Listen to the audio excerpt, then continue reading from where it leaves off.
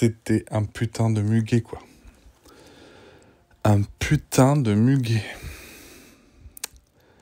Je suis à la fois hyper énervé et ultra soulagé. Alors quand je te dis ça, je te parle de... Tu sais, Lucas qui mangeait plus, là, qui avait l'air douloureux, qui était hyper grognon. Tu vois, on reconnaissait vraiment plus notre gamin. Tu vois, je te disais, il y a un truc, c'est déjà un bébé qui s'alimente pas, enfin... Ou si peu, tu vois, ça, c'est pas... C'est pas normal, quoi. Enfin, c'est pas normal. En tout cas, notre bébé, tu vois, on le connaît maintenant. Ça fait 10 mois qu'on vit avec lui. On le connaît, quoi. Même quand il va bien, quand il va pas bien, on le connaît. Putain, on s'est fait prendre pour des cons par tous les soignants qu'on a vus, quoi. Tous, quoi. Sans exception.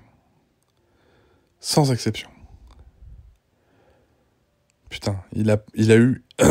il a eu 5 ou 6 médecins, pédiatres, spécialistes des enfants, qui lui ont mis les doigts dans la bouche, qui lui ont fait faire « Ah, machin et tout ». Il n'y en a pas un qui a vu le putain de muguet. Incroyable. Incroyable. Et toi, tu peux me dire, bah attends, c'est vrai que t'es gentil, mais Noëlla, elle est dentiste, elle a pas vu non plus le muguet. Mais Noëlla, en fait, elle a vu dans la semaine, elle a eu un doute. Et c'est ce qu'elle m'a dit tout à l'heure. Et le truc, c'est qu'avant d'être pro de santé, déjà, elle est pas pédiatre, elle est dentiste, hein, donc voilà, elle est pas non plus pédo-dentiste.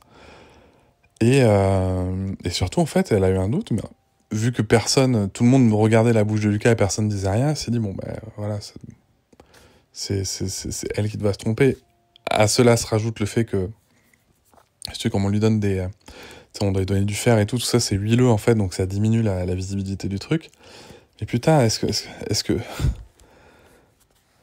C'est vraiment agaçant, quoi. Alors heureusement, là, c'est tout à l'heure, en rentrant. Hier, j'ai trouvé la langue un peu bizarre, déjà, si tu veux. Mais bon, tu sais, des fois, avec les bébés allaités... ça peut y avoir des petits dépôts blancs comme ça, donc je me rappelle que je m'étais inquiété pour Sarah il y a 6 ans parce que je voyais cette langue un peu blanche et je m'étais renseigné sur le muguet, moi, tu sais, sur les maladies comme ça et tout. Et non, en fait, c'était juste l'allaitement qui faisait ça, ok, donc très bien, pas de soucis.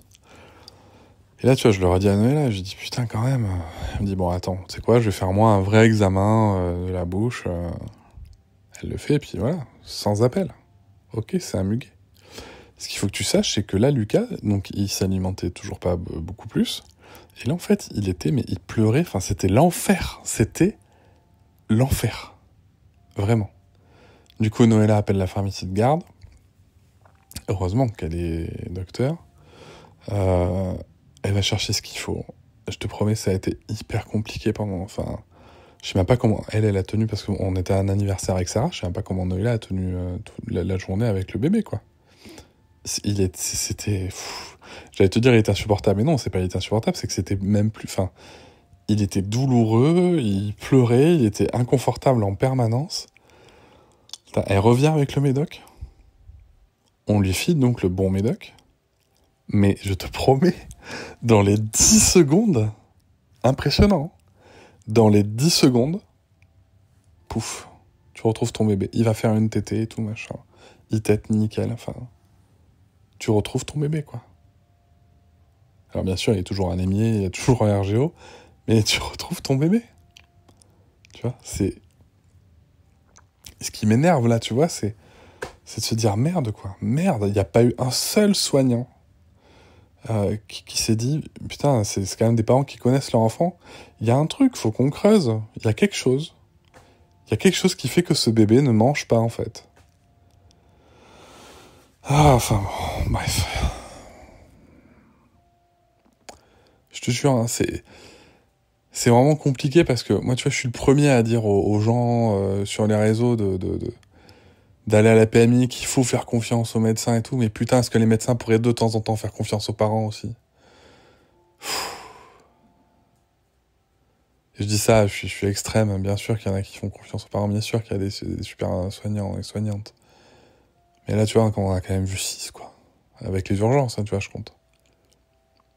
Tout le monde a regardé dans cette putain de bouche, quoi. Et même au-delà de ça, ils auraient pu se dire, tiens, il y a autre chose. Est-ce qu'il n'y a pas un truc évident ou un truc inhabituel qui nous passe si les parents nous disent que quand même le bébé ne s'alimente pas, le bébé perd du poids en plus, alors ça aussi, tu vois. Ça, c'est un truc, on te saoule tout le temps avec le poids du bébé. Là, tu vis avec un bébé qui pesait, qui a perdu du poids dans les 4-5 jours, là, il avait été pesé le lundi. Personne ne te dit rien, quoi. Franchement. Et après, ça vient te saouler dès que c'est pas sur une super courbe de croissance, parce que l'allaitement, nanani, nanana. Non, mais je te jure, c'est insupportable. Ah là, je suis agacé, là, putain. Et à la fois méga soulagé, parce que voilà, on sait ce qu'a notre bébé, ça y est, maintenant on va pouvoir le soigner. On va pouvoir, du coup, comme son oralité, là, va être mieux par rapport à ce putain de muguet, il va pouvoir prendre correctement les autres médicaments, etc., etc. Donc on va essayer de repartir sur un cercle vertueux du traitement, là. Et bon. Ah là là. Bon, bref. Bref. Nous sommes le 5 janvier, la veille de la rentrée scolaire. Demain, bébé va chez la nounou. Sarah va à l'école. Je vais chez le coiffeur. Je vais essayer de récupérer du temps de vie. Ah là là là là, et me préparer à ma vasectomie. Il faut que je m'y prépare, là. Je vais me faire quelques exercices, là, un peu de méditation. Je vais essayer de voir une amie qui est hypnothérapeute aussi. Et pour gérer mon stress de l'opération, mais je veux traverser ce truc, tu vois. C'est fou, hein. Des fois, je m'inflige des trucs, mais parce que je sais qu'à la fin, c'est bénéfique, tu vois. Je veux réussir à faire cette vasectomie en anesthésie locale, tu vois. Et voilà, donc bon, mais il va falloir s'y remettre. Là, il va falloir cravacher, quoi. Il va falloir essayer de rattraper tout le retard qui a été pris. Encore. Ah putain, je te jure, c'est fou. Ce postpartum est fou de complications. Et bien sûr, il y a pire que nous, hein, mais il y a aussi bien mieux quand même. Mais bon. Un putain de muguet, quoi. Donc voilà, Sarah, donc je te disais, ouais, était anniversaire. On a fait une galette festive ce matin, qu'on a pu manger en rentrant de cet anniversaire. Donc j'ai fait une galette végane que j'ai pris sur Instagram. C'est avec les évictions de Noëlla et l'intolérance au lactose que je peux avoir. Du coup, c'était une chouette solution. Et franchement, elle est bonne. Elle est bonne. Esthétiquement, on fera mieux, mais en tout cas, au niveau gustatif, elle est bonne. Et voilà, Sarah était ravie, donc ça lui a fait une belle journée. Elle a quand même une belle journée hier aussi, tu vois, parce qu'elle est passée la journée à jouer avec le voisin. Et puis après, on s'est fait un petit cinéma avec le voisin. Tu sais, les petits cinémas, on est allé à Pessac. Un petit truc de 45 minutes. Donc elle était vraiment ravie, c'était chouette de la voir comme ça.